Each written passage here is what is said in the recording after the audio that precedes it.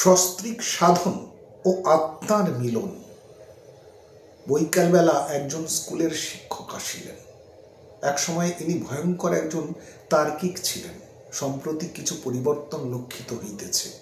প্রশ্ন করিলেন, আচ্ছা বাবামণি, গৃহীদের জন্য সাধন ভজনের কোনো সহজ পন্থা আছে কি?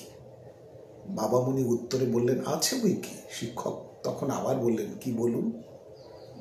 শ্রী শ্রী বাবামণি বললেন, স্বামী ও পত্নী উভয়ের পক্ষে একযোগে ভগবানকে ডাকাই সহজ পন্থা।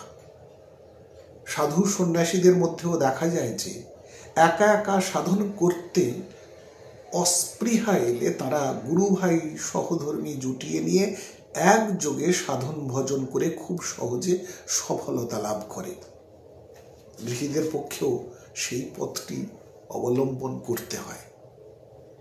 একই নিয়মে একই পদ্ধতিতে উপরন্তু একই আসনে বসে যদি সাধন ভজন করতে থাকেন তাহলে খুব শীঘ্র এগিয়ে যেতে পারেন। তবে একটি বিষয় লক্ষ্য রাখতে হবে যে সাধন ভজনের সময়ে পরস্পরের দেহ স্পর্শ না হয়। শিক্ষক তখন আবার বললেন, আমরা তো বাবামণি দীক্ষিত নই, এ অবস্থায় আমাদের কি কর্তব্য? শ্রী শ্রী বাবামণি তখন বললেন, দীক্ষিত না হলেও সাধন চলতে পারে, তবে নিষ্ঠা রাখবেন যেন রোজ রোজ মত পরিবর্তনের সঙ্গে সঙ্গে পথ পরিবর্তন না ঘটে। আজ হরি, কাল বিসমিল্লাহ, পরশু কালী, তরশু দুর্গা, এইরকম বিভ্রাট না হয়।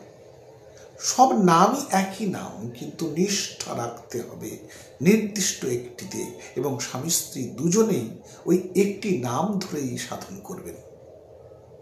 শিক্ষক তখন বললেন, আমার ওমকারে রুচি। শ্রী শ্রী বাবামণি তখন মন্তব্য করলেন, সে তো ভালো কথা, রুচি বুঝেই চলবেন। শিক্ষক আবার প্রশ্ন করলেন, প্রাণায়ামাদি করব তো?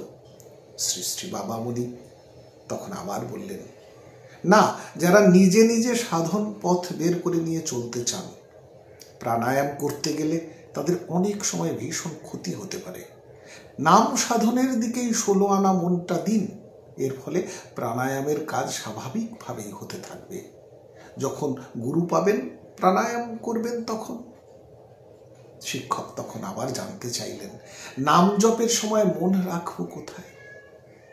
শ্রী শ্রী বাবামণি বললেন, মন রাখবেন ভ্রু মধ্যে, কান রাখবেন নামের ধ্বনিতে, বুদ্ধি রাখবেন নামের অর্থে। শিক্ষক তখন আবার কৌতূহল ভরে জানতে চাইলেন, আচ্ছা, স্ত্রী পুরুষ দুজনেই একসঙ্গে বসে জপ তপ করায় লাভ কি? শ্রী শ্রী বাবামণি তখন বললেন, লাভ অনন্ত। সাধন করতে করতেই বুঝতে পারবেন, ক্রমশ সাধনের বলেই উচ্চতর ক্রমগুলিও নিজের চেষ্টাতেই দেখতে পাবেন।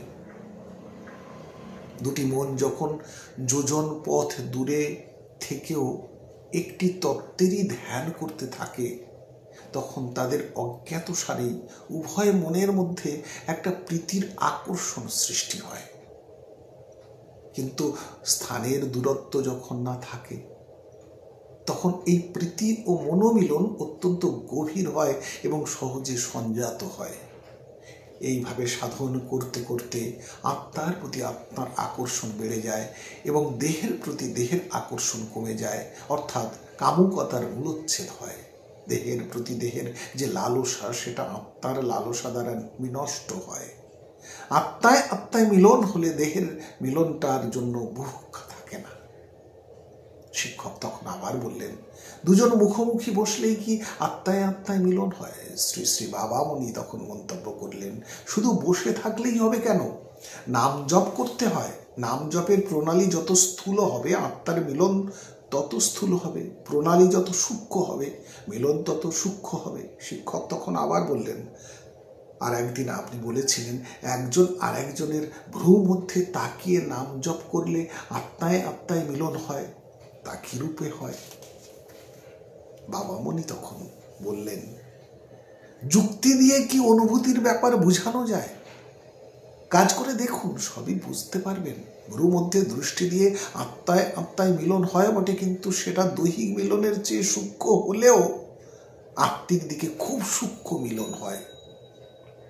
ভ্রু মধ্যে দৃষ্টি দিয়ে সাধন করতে করতে সাধন শক্তির বলে পরস্পরের বুদ্ধির মধ্যে প্রবেশ লাভ করতে পারে। তাতে উভয়ের সমবুদ্ধি এবং সেটা প্রতিষ্ঠিত হয়, সমবুদ্ধিতা প্রতিষ্ঠিত হয়, ফলে আত্মিক মিলনের পথ প্রশস্ত হয়। শিক্ষক তখন আবার কৌতূহল ভরে জানতে চাইলেন, একজনের শ্বাস প্রশ্বাসের সহিত অপরের শ্বাস প্রশ্বাসের মিলনের কথা যা বলেছিলেন, শ্রী শ্রী বাবামণি তখন বললেন, তাতে হৃদয়ের মিলন হয়, ফলে দুটি জীব অভিন্ন হৃদয় হয়, দুইজনের অনুভবের ক্ষমতা সমত্ব লাভ করে। কিন্তু আত্মিক মিলনের চরম অবস্থা আরো সূক্ষ্ম, এত সূক্ষ্ম যে সে বিষয়ে ব্যাখ্যা করার উপায় নেই। সাধন করুন, ক্রমে সবই বুঝতে পারবেন। 1,00,000 কথার চাইতে একরতি কাজের দাম বেশি, কারণ কাজ করে প্রত্যক্ষ অনুভূতি লাভ করা যায়, আর কথা নিয়ে থাকতে গেলে অনুমানের পর অনুমান আশ্রয় করে শুধু অন্ধকারে ঢিল ছুটতে হয়। পাঠ করলাম অখণ্ড সংহিতা থেকে শ্রী শ্রী স্বামী স্বরূপানন্দ পরমহংসদেবের অমূল্য গ্রন্থ। ধন্যবাদ।